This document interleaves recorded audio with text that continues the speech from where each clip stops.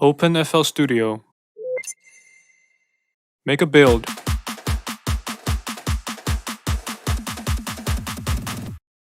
Add some cute chords. Add some sound effects. Add some drums.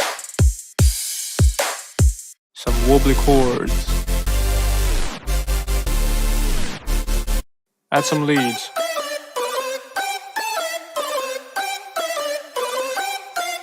And finally, anime sounds. Here we go!